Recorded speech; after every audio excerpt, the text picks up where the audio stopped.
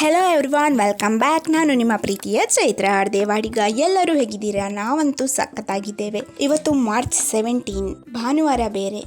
ಕ್ಯಾಂಪ್ನಿಂದ ಬಂದ ಮೇಲೆ ಒಂದೆರಡು ದಿನ ರೆಸ್ಟ್ ತಗೊಂಡು ಮತ್ತೆ ಕಾಲೇಜ್ಗೆ ಹೋಗೋಕ್ಕೆ ಸ್ಟಾರ್ಟ್ ಮಾಡಿದೆ. ಅದಾದಮೇಲೆ ಕಾಲೇಜ್ನಲ್ಲಿ ಬಾಕಿ ಉಳಿದಿದ್ದ ನೋಟ್ಸು, ಪಾಠಗಳು, ಹಾಗೇನೆ ಉನ್ನತಿಯ ಕ್ಲಾಸಸ್ಗಳು, ಜೊತೆಗೆ ಕಂಪ್ಯೂಟರ್ ಕ್ಲಾಸ್ಗೆ ಹೋಗೋಕ್ಕೂ ಇತ್ತು.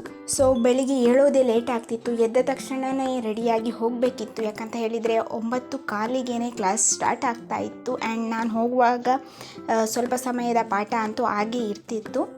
ಸೊ ಬಂದ ಮೇಲೆ ತುಂಬಾ ಟಯರ್ಡ್ ಆಗಿಬಿಡ್ತಿದ್ದೆ. ಯಾಕಂತ ಹೇಳಿದರೆ 5 o'clockವರೆಗೆ ಕಾಲೇಜಲ್ಲಿ ಇರಬೇಕಾಗ್ತಿತ್ತು. ಆ್ಯಂಡ್ ಸಮ್ಟೈಮ್ಸ್ ಮನೆಗೆ ಬರುವಾಗ 5:45, 6 ಗಂಟೆ ಅಷ್ಟೊತ್ತು ಆಗ್ತಾಯಿತ್ತು. ಅದು ಕೂಡ ನಡ್ಕೊಂಡು ಬರೋದಲ್ವ. ನನಗೆ ನಡ್ಕೊಂಡು ಬರೋದಂದರೆ ತುಂಬಾ ಇಷ್ಟ. ಬಟ್ ಬಂದಾಗ ಮಾತ್ರ ಆ ರೀತಿಯ ಸುಸ್ತು ಅನುಭವಿಸ್ತೇನೆ. ಬಂದ ಮೇಲಂತೂ ಯಾವುದೇ ಕೆಲಸ ಮಾಡೋಕ್ಕೂ ಮೂಡೇ ಇರ್ತಾ ಇರಲಿಲ್ಲ. ಆ್ಯಂಡ್ ಇದೆಲ್ಲದರ ನಡುವೆ ನನಗೆ ಸಿಕ್ಕಿದ್ದು ಒಂದೇ ಒಂದು ಭಾನುವಾರ. ಅದು ಕೂಡ ಫ್ಯಾಮಿಲಿಯೊಟ್ಟಿಗೆ ಕಳೀಲಿಕ್ಕೆ ಸಿಕ್ಕಿದ್ದು ನನಗೆ ತುಂಬಾ ಖುಷಿ ಆಯಿತು.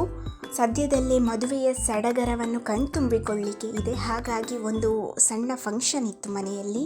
ಅತ್ತೆಯ ಮನೆಯನ್ನು ಹೆಣ್ಣಿನ ಕಡೆಯವರು ನೋಡಲಿಕ್ಕೆ ಬಂದಿದ್ದರು. ಆ್ಯಂಡ್ ನಮಗಂತೂ ಒಂದು ರೀತಿಯ ಹಬ್ಬದ ವಾತಾವರಣ ಕ್ರಿಯೇಟ್ ಆಗಿತ್ತು. ಹಾಗೆಯೇ ತುಂಬಾ ಜವಾಬ್ದಾರಿಗಳು ಕೂಡ ಇತ್ತು, ನನಗಲ್ಲ ದೊಡ್ಡವರಿಗೆ. ಬಟ್ ನಾನು ಅಷ್ಟು ಜನರಲ್ಲಿ ಚಿಕ್ಕವಳು ಅಂತ ಇದ್ದವಳು ನಾನೊಬ್ಬಳೆ ಅಂತಲೇ ಹೇಳಬಹುದು. ಒಂದು ಪುಟ್ಟ ಮಗು ಇರ್ತಿದ್ರು ಸಾಕು, ನಾನು ಅದರೊಟ್ಟಿಗೆ ಇದ್ದು ಟೈಮ್ ಪಾಸ್ ಮಾಡ್ತಾ ಇದ್ನೇನು. ಬಟ್ ಎಲ್ಲರೂ ದೊಡ್ಡವರೇ ಇರೋದ್ರಿಂದ ಅವರೊಟ್ಟಿಗೆ ಸೇರಿಕೊಂಡು ಹಾಗೆ ಹೀಗೆ ಟೈಮ್ ಪಾಸ್ ಮಾಡಿಬಿಟ್ಟೆ. ಶನಿವಾರ ಆದದ್ರಿಂದಾಗಿ ಸ್ವಲ್ಪ ಹೆಚ್ಚಾಗಿ ಮೊಬೈಲ್ ಒತ್ತಿ ರೀಲ್ಸ್ ನೋಡಿ, ಶಾರ್ಟ್ಸ್ ನೋಡಿ, ಯೂಟ್ಯೂಬ್ ವೀಡಿಯೋಸ್ ನೋಡಿ ಮಲಗುವಾಗ ತುಂಬಾ ಲೇಟ್ ಆಗಿತ್ತು. ಹಾಗಾಗಿ ಏಳುವಾಗಲೂ ಕೂಡ ಲೇಟ್ ಆಯಿತು. ಹಾಗಾಗಿ ಇವತ್ತಿನ ಕೆಲಸ ಅಂದರೆ ಭಾನುವಾರದ ಕೆಲಸ ತುಂಬಾ ತಡವಾಗಿ ಸ್ಟಾರ್ಟ್ ಆಯಿತು ಅಂತಲೇ ಹೇಳಬಹುದು. ನಾನಂತೂ ಅಲ್ಲಿ ಇಲ್ಲಿ ವಿಡಿಯೋ ಮಾಡಿಕೊಂಡೇ ಟೈಮ್ ಪಾಸ್ ಮಾಡಿದ್ದು ಹೆಚ್ಚು.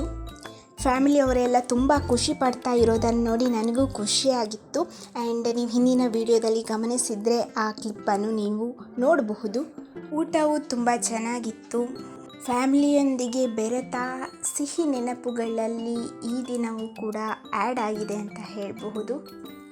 ಇದಿಷ್ಟು ಇವತ್ತಿನ ವಿಡಿಯೋದ ಬಗ್ಗೆ ಮಾತನಾಡಿದ್ದಕ್ಕಿಂತ ಹೆಚ್ಚು ನಾನು ನನ್ನ ಮನಸ್ಸಿನಲ್ಲೇನಿತ್ತು ಅದನ್ನೆಲ್ಲ ನಿಮ್ಮ ಹತ್ರ ಶೇರ್ ಮಾಡ್ಕೊಂಡಿದ್ದೇನೆ. Thank you for watching.